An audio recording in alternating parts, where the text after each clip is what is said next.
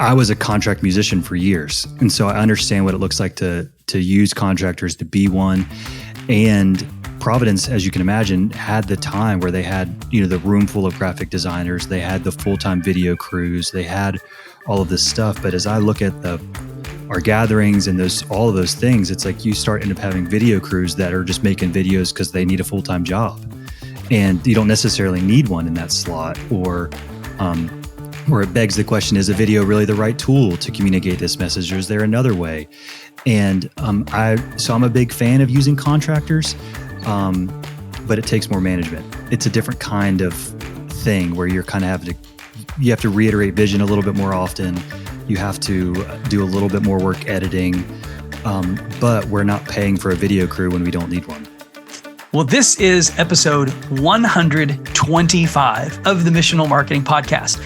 We will affectionately refer to it as Season 4, Episode 1. Thanks so much for tuning in to this week's show. We've been on a slight hiatus over the course of the last few weeks as we've ramped up for this brand new season of our show. We're really excited about what we have to be sharing with you now and on into the fall of 2023. My name is Bart Blair. I'm the co-host of the podcast. My co-podcasting partner, my co-host, is Jason Hamrock, the CEO of Missional Marketing. And we've been doing this podcast pretty much since the onset of the 2020 pandemic. We started this, I think, in April or May of 2020, and we've been going strong. In fact, if you'd told me when we started this thing 3.5 years ago that we'd still be going at 125 episodes, well, I probably would have believed you, but I probably wouldn't have realized how much work it would have taken to get to 125 episodes. It has been a ton of work, but we really, really appreciate the opportunity to do this for you. We produce this podcast to help your church grow by leveraging digital marketing and effective communications. And if you're new to the show, we want to remind you to subscribe wherever it is that you're listening on your favorite podcasting app, or if you happen to be watching on our YouTube channel, make sure that you subscribe and ring the bell. Also want to mention that if you're watching on our YouTube channel, or even if you're not, we always like to start a thread of conversation in the comments section of our YouTube videos. So we will post a question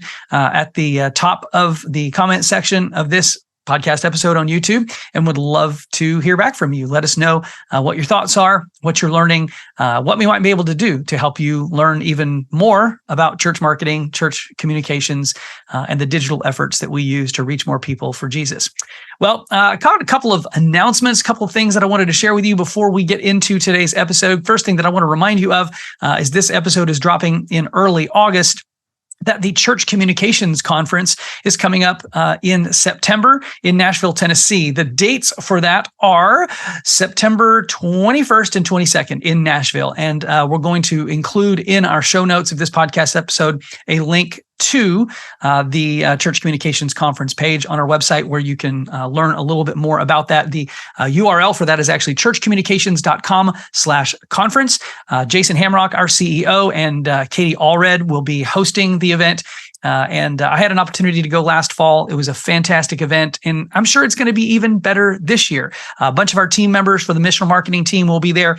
And we'd just love to have you as our guest. So make sure that you check that out, churchcommunications.com/conference, and the dates of that are September 21st and 22nd in Nashville. Another thing that I wanted to let you know about is we're going to do a little bit of reformatting with our podcast episodes this fall. And once a month, Jason and I are going to sit down and actually answer questions that you, our listeners or viewers, might have as it pertains to church communications, church marketing, digital marketing. We've been accumulating a list of questions over the course of the last several weeks and would love to get your questions. You can send your questions to me at bblair@missionalmarketing.com and just, put in the subject line, podcast question. Ask us some questions, and we'll do our best to get to your questions in our upcoming podcast episodes. We've already got one slated for the latter part of the month of August, but we're going to be trying to do that about once a month, just doing some question and response type episodes where we go through some of the questions that you might have that will be a direct benefit to you in the ministry areas that you're serving in your church. Well, today's guest on the Missional Marketing Podcast is actually someone that I'm going to call a friend. His name is Tyler Mount, and Tyler is the pastor of creative engagement at a great church out in North Carolina called Providence Church. Their URL is pray.org. Is that easy enough to remember? We've been working with Tyler and his team at Providence Church pretty much since he started working at the church, which I think has been about a year and a half ago. I can't remember. He explains it in this podcast episode. I had an opportunity to actually visit him in person about a year or so ago. Got to see the church campus and just the unique facility that they have, and just the creative ways that they're doing ministry in their community and reaching more people for Jesus. I think Tyler is a super bright guy. He's super humble, and was really excited that he agreed to be on the show to talk a little bit about what he and his team are doing at Providence to make a greater impact in their community, reaching more people for Jesus and seeing their church grow. So, I'm excited to introduce you to Tyler. Again, we appreciate you, our audience. We know that you have a lot of options about podcasts that you listen to or that you watch, and we really appreciate the fact that you tune into this show. Look forward to getting some questions from you via email, or you can just put them in the comments on our YouTube channel, or just send them any way you can figure it out. You can get them to me. You can send them to me on social if you want to, if we happen to be connected on social. Would love to get those questions for you so we can include them in upcoming episodes. Well, without any further delay, here is our interview with Tyler Mount from Providence Church. And here's the CEO of Missional Marketing, Jason Hamrock. Well, hey, Tyler, welcome to the show. How are you doing? I'm doing great. Glad to be here. Yeah. Now, it's summertime in Raleigh. We just talked about this. It's hot and humid. It is. It is. Yeah. Our family is spending a lot of time at the pool. Good place to be. And you have four kids, right? I do. Yeah. My wife and I, we've been married for 16 years, and we have 3 boys and a girl, 11, 9, 6, and 4. Yeah. Wow. She's protected. I said that earlier. Well, you have one of the most unique titles in your church. So I want to dive into a little bit about your role at the church that you are working at, Providence Church in Raleigh, North Carolina. And I want to kind of dive into that because you're the pastor of creative engagement, which is pastor of creative engagement. It's kind of a cool title, but for our audience, why don't you just share a little bit about your story, your background, how you ended up on staff at a church? Yeah, no, it's certainly unique, and I haven't seen the title before, and nor did I create it. I've been on staff here at Providence for just at 2 years now, but my story is non-standard. Like I'm sure a lot of our people here that are listening, parents love Jesus, was exposed to the gospel young age, responded to faith. Knew that the Lord was calling me into some type of ministry, even in school years. Didn't know what that was going to look like, but ended up following the Lord in theological education. Went to Southeastern Seminary in Wake Forest, North Carolina, just north of Raleigh. It's a Baptist seminary there. I went to college there and studied the Bible and philosophy. And my wife and I were dating at the time. We were planning to go overseas, thinking about missions. We were like, all right, Lord, wherever you send us, we'll go. And then it was 2008. The International Mission Board with the Baptists weren't sending people. So we were like, okay, we can't go. So what does this look like? Meanwhile, I played guitar and helped to lead worship all through those years and kept getting opportunities to lead worship with different worship leaders. I wasn't the front guy. I was always the guy on the side. Yeah. Okay. So not the lead singer, but always the guitar player. And those opportunities kept growing. And so as I was serving on staff doing student ministry with my church that I'd grown up in during college, felt the Lord leading me to do more music things and ministry in that space. So I stepped down from being on staff at church. But I still obviously had to pay bills. You don't get in the music industry because it's super lucrative, nor the music ministry one. But we still felt the Lord was leading us in that direction as those opportunities kept coming. But at that time, my dad had bought a carpet cleaning business. Okay.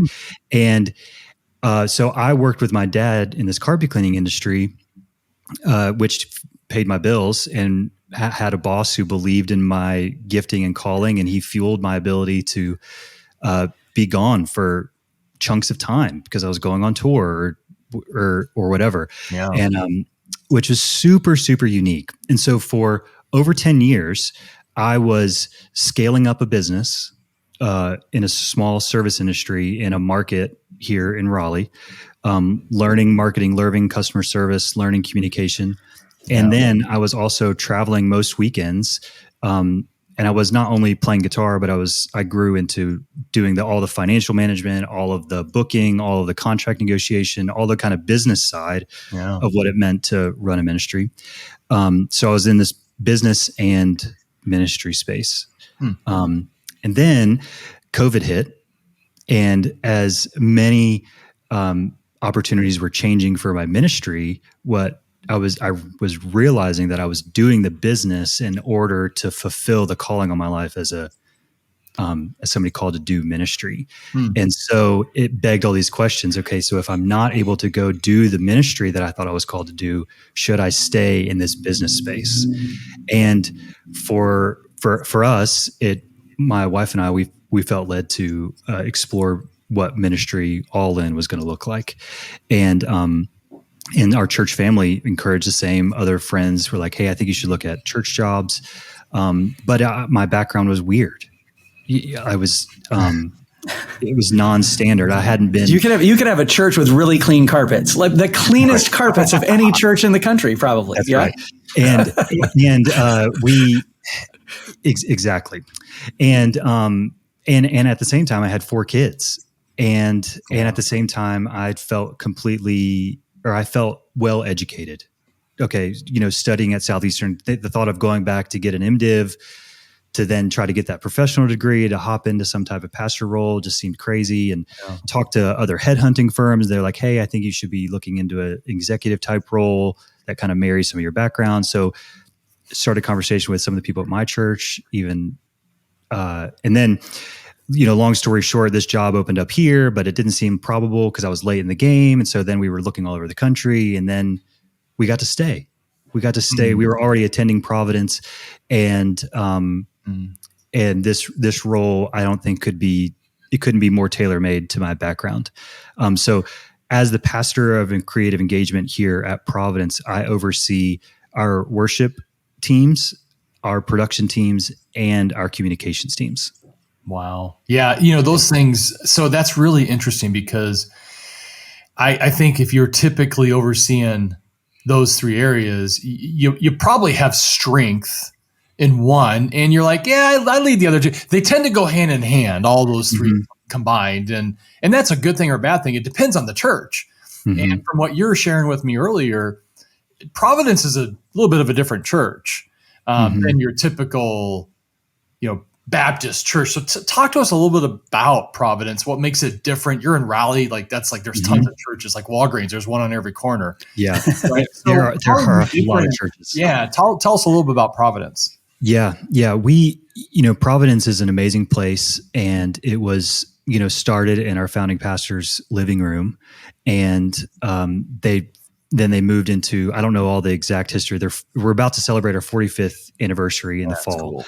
And which is amazing. But our founding pastor still attends here, still is a member here, which is, I think, just a testimony to longevity, and a testimony to what I think is a part of the core of Providence. There is a steadfastness and a steadiness and a commitment to truth, and a commitment to trying to find ways for truth to apply to our life and to kind of activate people in their faith, that they're less committed to an institution and feels more like a movement. Obviously, there's been seasons of different things here at Providence, but where we currently fall, I think that there's a radical commitment to truth, and not even necessarily a system or an ideology. So we're not known as the charismatic church. We're not known as the Reformed church. We're not known as the conventional Baptist church. It's like Providence Church. There's like a steadiness there. And even over the course of recent changes in faith spaces and all the hot button topics that have happened over the last couple of years, Providence has stayed true to keep the message about Jesus, to keep the message about the good news of Christ, rather than pigeonholing our perspective or what we hope all of our church members believe. And we're just super committed to trying to find a way to encourage our people to live out the faith that is exposed and encouraged in the Bible. Yeah. I love that, because you can't go wrong when you're you're focused on what's true from the Bible and proclaiming the gospel. And so if you're carrying that out through all areas of ministry, it's going to be attractional. Tell me a little bit though, because I know we're not in competition with other churches, right? We're all on the same team. If you're an evangelical, Bible believing, Jesus is the authority church, then yes, we're on the same team. But there are some differences, right? There's some nuances. And so tell me, like, how are you guys reaching people that other churches maybe are not? What makes you different? Sure.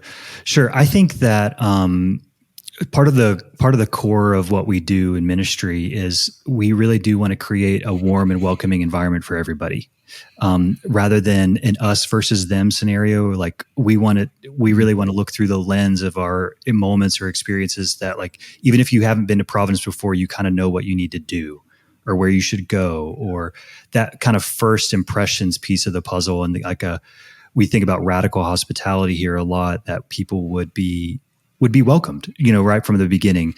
And I think we also want to work away from the perspective that churches and church experience is often transactional. Growing up, it was like you come to church and then you would give your tithe, or was the offertory good enough that I was willing to give up some of my money for that amount of entertainment? There's like this weird kind of transactional experience where we look through all of that now. Like we're like, well, clearly you're just trying to get something from me. And so I think that's somewhat unique. And I think just like I said before, our steady commitment to the truth found in the Bible is just crucial. We have series that are topical, that are trying to highlight certain ideas, or we do topical sermons, or series, but we still preach through a text. Our pastors are committed to teaching the Bible and teaching the whole of it, not just part of it. We're currently in a series going through the book of Daniel. And as you know, it's like the first part of the book is, anecdotal. It's telling the story, it's history, the dreams. It's amazing. But then it gets on this like apocalyptic stuff. It's just kind of wild, and it sparks all kinds of conversations about the book of Revelation and end times. And our pastor's just done a phenomenal job navigating how to make that feel like it's important and that we don't just brush over it. And it's amazing that we're celebrating a God who's in control of the whole universe and saw the end from the beginning and all of that. So radical commitment to the Bible is crucial. Do you have a Monday night service? We do. Yeah. So when I got here 2 years ago, it was, I got here the summer right before it started, essentially. And we had never done it before, but as we were looking at the people around where our church is located in the city of Raleigh, 30% of the people who lived in our area work on the weekends, which makes it a lot harder to come to a Sunday morning church service. And even thinking about, you go out to lunch after church on Sunday and you want to invite your server to church on, that you just came from. It's like, well, they probably can't. They were probably working. Yeah. And so we started the service on a Monday night, not really knowing. We thought it would reach young people or people who worked on the weekends, but it really has turned into this. It's our most diverse opportunity that we have here at Providence. And so, on Monday nights at 6:00, we have a meal where people can come and have community and share conversation. Then we have a service at 7:00, and it's typically a little bit shorter than our Sunday morning experience. But it's still live band, live preaching. Whoever preaches Sunday preaches Monday. It's a different band, but we try to do as similar songs as possible. Yeah. And it's a Monday night service. And so we, it started out with a thing, and it felt like a couple hundred people, and then it kind of dwindled. Last fall, we were like, I don't know if this is going to go, but after the new year, the Lord's been kind, and we've been seeing around 150 coming on a Monday night, which is crazy. Yeah, that's different. It is really different. 150 people on Monday night is bigger than 80% of the churches in the country, right? Yeah, if you think about that, right? It's really phenomenal. And so just I think what we've seen, and it's somewhat anecdotal because in terms of like the data points or not, we don't know everybody, but we've seen people move from Monday to a Sunday morning. So maybe people they're drawn to or invited to the community piece of a Monday night, but then they start to plug into the larger life of Providence. Because on a Sunday morning, we can have over 2,000 people here on a weekend. And the scale of that type of experience is overwhelming if you're not familiar. And if you're not like being, holding hands with a friend or meeting somebody. And so I think the Monday night service has created kind of a lower scale of entry for a lot of people. And we've seen it just reach like elderly people who it's hard to get up in the morning, who want to come to a live service versus just live stream. We've seen it reach people who live a little bit farther away and they work on the weekends. It's just easier to come to and still want to do an in-person gathering. And so it's really, it's been way more varied in its demographic than we ever imagined. Yeah. Okay. Okay. So I want to dive into structure, because you oversee worship, production, and communications. And as a comm guy, I kind of go, yeah, worship and productions, like, they're tied together, but us comm people, we're over on the other side of that house, right? We don't, but you oversee both. And so talk to us a little bit about, and this is really important for comm directors listening to this, how have you integrated or meshed these three departments together to work together in harmony to accomplish what the leadership has set out? Right. Yeah. I have a lot of meetings, but I feel like because a lot of our, there's, with so many teams and so many pieces of the puzzle, in order for me to be the kind of like, the kind of guy and holding some of the reins, it takes a lot of time. A lot of energy. We were actually just discussing this yesterday. Tyler was telling me we were comparing MacBook woes, and he said my battery life won't last 2 hours, which doesn't seem like a big deal. But when you're spending 4 hours or 5 hours a day in meetings, moving from room to room, you need a MacBook battery that's going to last the whole day. So a lot of meetings. It's first world problem, not a huge deal. First world.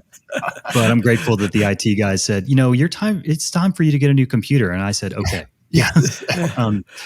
So, part of what I do is, or as I think about it, is our Sunday morning experience for us here at Providence is a big on-ramp. Yeah. We think about like the largest amount of people who are here in our building and have an opportunity to learn about who we are, catch our vision, and it's an opportunity for people to actually plug into what it looks like here. Right. For us here at Providence, we see that Sunday morning experience being a hub for communicating who we are, what we're about, and how we do it. And so that's where we have our service meetings on Mondays. So like think about my workflow. It's like Monday mornings we have a service review meeting where we talk about what we just did on Sunday. We talk about the service that's coming up that night, and then we talk about the services that are coming that next weekend. Mm-hmm. And that includes production, worship, teaching pastors, host pastors, whoever's involved in the week of coming or the week that we just had. And then I go into a meeting with just our communications teams where I'm basically downloading our messaging calendar. We're talking about problems, with different projects and pain points, things that are coming down the pipeline. So I meet with communications teams typically Monday morning. And I have two people on my communications team that are essentially project managers, but we all work really, really closely. Mm-hmm. Our offices are combined. We're kind of constantly talking back and forth about all kinds of projects. And we outsource all of our graphic design to another firm. So we're not actually designers as much as we are editors and curators. And so we have one of our team members basically manages all the website edits, all of our individual ministry content. And she does a phenomenal job. Like, hey, I need t-shirts for this project. I need this for that. We have a whole online portal request space that she manages all those projects. And then another one of my teammates, Hope, she is our digital content person. So she manages our social media calendar, digital advertising. And she helps me with a lot of our kind of global art projects. And so we're all it's a very collaborative situation, but that Monday meeting is kind of our main touch point for the week all together, but then we're kind of bouncing around all the time. Yeah. And then I kind of on Tuesdays, I go into worship production world all morning where we meet with them to talk about, what's coming up on those teams. That's my big team meetings are Mondays with comm, and then Tuesday mornings are with worship and production. Okay. Yeah. I mean, you hit it where you got to have constant communication. Mm-hmm. No pun intended with contractors. Yeah, it's true. But it's one of those, you can't rest. If you start to sort of sit back and rest a little bit, things will start to wander a little bit left or right. And now you're going to be off course and you're not even going to realize it till it's pretty far down the path. So I can appreciate being able to keep that team collected together and moving in the direction of leadership. I want to double click on something there, though, Jason. You and I have many, many conversations with pastors and church leaders about the way that they staff their communications teams. And for the normal size church, they want to go and hire a communications director.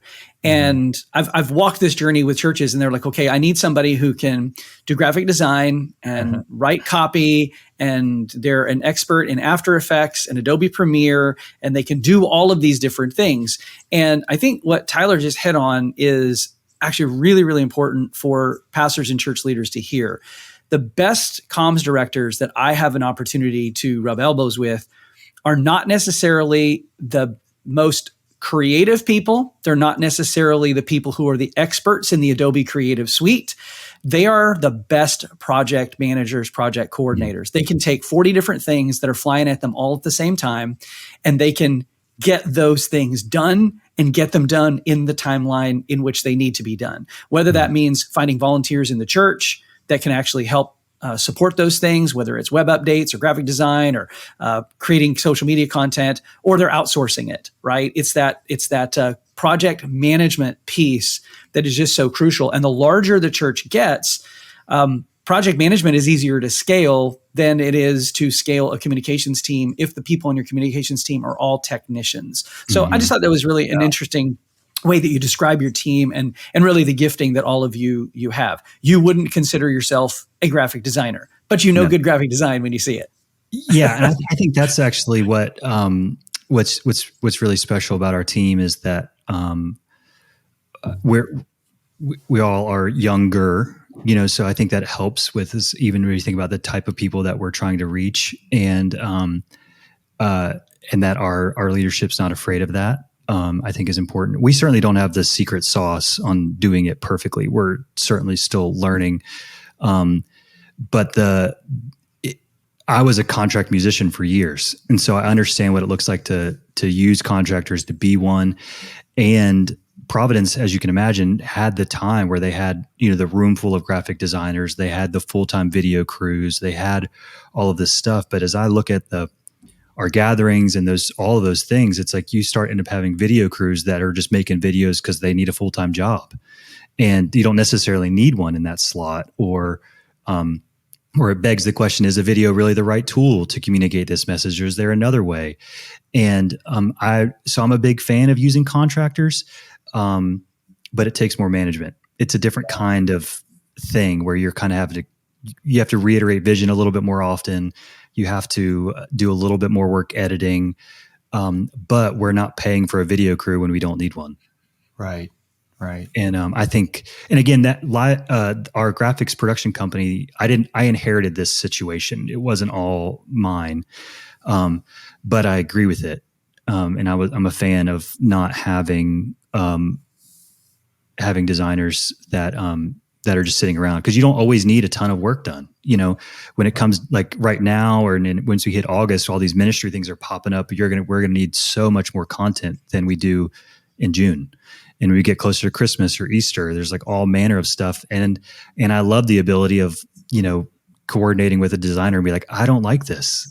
This is not good. And I can be honest in a way that's different than when I'm going to see them down the hall. And we can pick another designer and say, hey, let's go with somebody else that I think will catch this vision a little bit better. Okay. All right. Speaking of design, you guys just launched a fairly new website.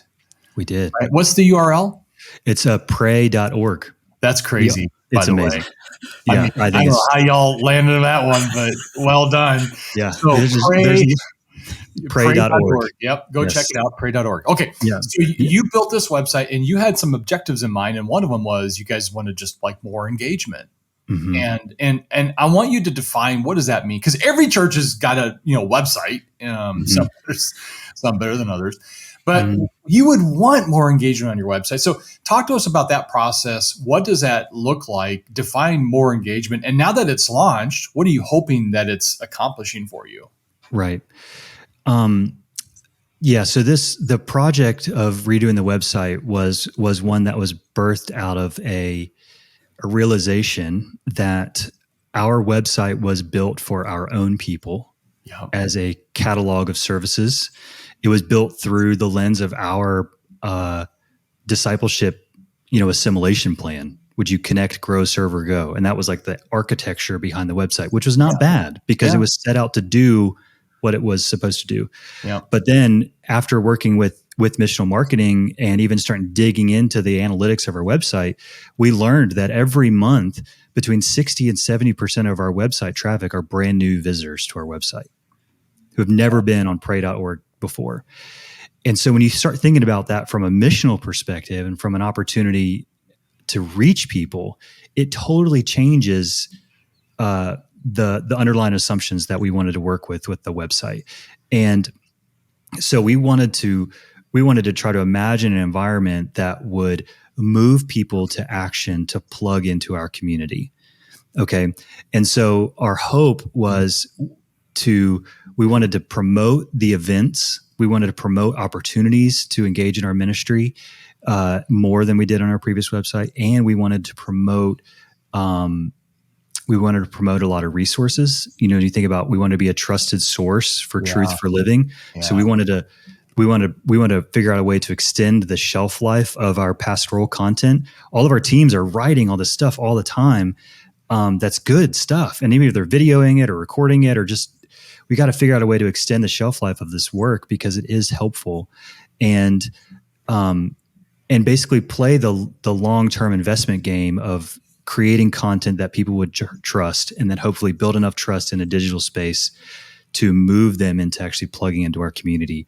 And so with engagement, what I'm looking for is I want people to stay longer.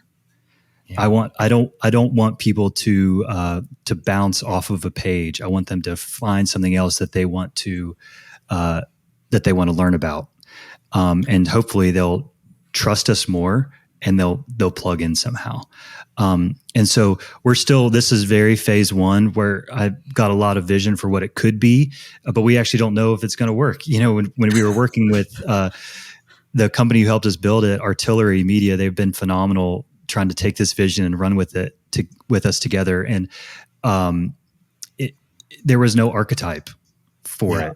When I looked at I scoured the internet, I felt like looking at all these other churches to try to figure out what the right way to communicate it is. And I was just struck by so much of what we're seeing is an internal communication tool. Yep. And when you think about what the website is, it's often the broadest part of the funnel, right? It's like all of our ministries have an opportunity to drive people to this one hub. And again, we want to decrease a transactional environment. We want to increase a relational one. And I just think it just created such an opportunity to do that. Particularly, we have a unique URL, but what's amazing when you look at the analytics, that's not how people are coming there. Right. Bart and I have been working together. A lot of people are just like searching for the church. Yep. Or they're coming through another ad campaign or whatever. It's the URL is a gift because it's easy to put on a t-shirt. But it's not it's not the primary way that people are finding us. Right. Right. So I don't want to hear another pastor thinking like, oh, we've got to get the right URL. I don't think that that's really the thing. And one of the things, that I think through is I don't think that there's any substitute for personalized and targeted marketing. There's no substitute for you inviting your neighbor to church. Exactly. There's just no substitute for it. But is if the tone of your invitation can be matched by your church's website, that's amazing. That's the goal, right? Is that there would be all these layers kind of hinting at it. It's something that Bart and I've talked about this too. It's like when you have an ad campaign, it shows up as a sponsored ad. Well, isn't it better when you show up on the left side, the right side, the bottom part? You show up everywhere. Yeah. Then they're more likely to click on it because then it seems like a relevant answer to their question in the search bar. That's right. And so yeah, more engagement looks like they stick around on the website to hopefully we can build some trust and move them to plug into. Oh, you just nailed the funnel, brother. Way to you're speaking my language because I get I don't know. I get a little discouraged when I look at church websites and I see that internal brochure. I'm going, guys, this is great for your people, but they already trust you. They're already attending. You nailed it. Church, if you can listen to these words and implement this in your website, if you want that more engagement to build that trust so that they feel more like, these guys are for me. They're not against me. They have something for me. That'll lead to some people wanting to attend. Right. They like you and they trust you. And part of it unique to our model too is like we're not trying to. We have a live stream, but we're not trying to be an online church. I'm not against it, but that's not Providence's business model or ministry model. Yeah. And so we're not a franchise church. We're just trying to be faithful to where we are. But we're also we're just trying to think missionally as much as we can and try to reach people. And we're in a unique demographic too. We're highly educated. There's people are affluent, and people where Providence is located is convenient to the city. A lot of people are traveling here or moving here. They've come here to go to school. They get good jobs, and then their grandparents show up because all the grandkids are here. So it's really is a growing place. Yeah. But where it's growing, we're also becoming less and less and less Christian. The thought is the projections here are like in 10 years, the expectancy is that we would be 3% churched here in Raleigh. And that's in North Carolina, top of the bell. That is the buckle. Yeah. It's the buckle of the Bible belt. Yeah. But you've got a lot of high tech industry too, right? And, this is something that Tyler and I have noted is that they actually, compared to a lot of other churches, have a disproportionate percentage of people coming to their church website via mobile device and very, very few on desktop. And a lot of it speaks to the tech savvy nature of the people that are moving to the community. I mean, most places are mobile first, and every church ought to be looking at its website through mobile first. But in areas like Silicon Valley and in the technology triangle there in North Carolina, there's just a really, really a much higher percentage of people that are mobile first, and many of them probably don't ever Google anything on a desktop or a laptop. Yeah. Yeah. And I would say this too, like, as we think about our website, we're still figuring it out. And there's been some change turbulence even internally with our ministry team leaders, because, their expectation was like, well, we had a landing page and then, that's where we put everything. And I think, for a lot of churches, if there's an illusion of communication that happens by pushing it to the internet. If you're not actually telling somebody or driving somebody to the webpage, no one's necessarily going to find it. Yeah. And so I think we've got to figure out the right way to create a mechanism that's actually going to drive people to the page. Otherwise, you're just casting it into the black hole of the internet. Pretty much. Yep. Yeah. There's a balance there with, keeping the 99 engaged, but your heart should be set on the one. And so there's that. It's a tension. It's it's tension. It's just balance of it all. And so, yes, ministries, you are right where we need to be able to serve you, so people that are looking for your stuff can find it easily. Yes. But I'm telling you, like I always talk about the kids page. The kids page should be built for that mom that doesn't go to church and she's a little skeptical. I don't know if I can trust you with my 4 children, right? And you've got to communicate that you can, and you can't really say that, but what about other people that could communicate that through a testimonial video on why they love bringing their kids, stuff like that. So it's just more than just, a few bits of information. So I think you're on it. You're never done. Your website's never finished. Yeah. So we're still figuring it out. Yeah. Good stuff. Well, okay, let's wind this down. We've been going quite a while here. I want to also ask you, who are you tapping into Because you're a really good leader and you're leading people, but who's leading you? What do you tap into to get fed, different podcasts or books or things of that nature? Yeah, no, that's a really good question. I mean, like I said, I've not been a church comm guy. And so it's been a deep learning, or a steep learning curve, I would say, just in terms of learning. And so I've relied heavily on our own pastors here at Providence. Our senior pastor and our executive pastor are been here a long time, so they know the people here, which is really important to me. Like, you got to know the people you're trying to care for and you're trying to lead. So I'm asking lots of questions, like, how have you guys done this before? Did it work? We're not just trying to reproduce what they've always done, but if it's not broke, there's no reason to reboot it. Our communications team, we're all newer. One of my teammates has been here for 5 or 6 years, but she's lived through changes. And then we hired the other team member. She's new, been here just out a year. So none of us have this is how we've always done it. So there's a lot of that, just asking what has been done and trying to learn. And before I got here, our executive pastor had been working with a creative consultant. Her name was Kim Meyer. Yeah. Maybe you've heard of her. And, so she had been working with our executive pastor to talk through a lot of things here over a stretch of time. So over the last 2 years, I've been meeting with her once a month, and that's been super helpful. She's been very, very encouraging, and really just helping me to keep the big thing, and not sweat the small stuff. Because with communications, you can get stuck in the weeds really, really quickly, and sweat the small stuff. And so she's been really encouraging. So when I have a question of should I think about this? Is this something I should chase down now, or should this be 6 months from now? She's been like, okay, you should do that now, or wait, or whatever. And so having a personal coach has been a huge benefit. And there's I think that there's a litany of podcasts and things that are out there. Carey Nieuwhof's is helpful. His leadership stuff I think is helpful. I think there's just some of it's just, School of Hard Knocks and being willing to try and being humble enough to get it wrong. Right. And fail. To say it. That wasn't great, or we could have done that better. And I wish I knew this. So we're all still learning, and I'm grateful for the space to explore. I do want to mention, since you mentioned Kim Meyer, we actually had last fall one of Kim's team members, Amy Cheney, on our podcast, and I will link to that episode in the show notes of this episode.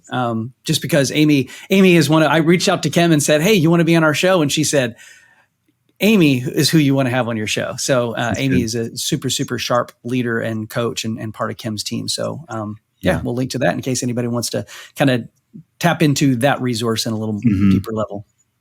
Yeah, I'm grateful. I think she's got a lot of good thoughts, and I think that it's important to have just really wide eyes as you think about communication and marketing and stuff. I tend to look at a lot of things.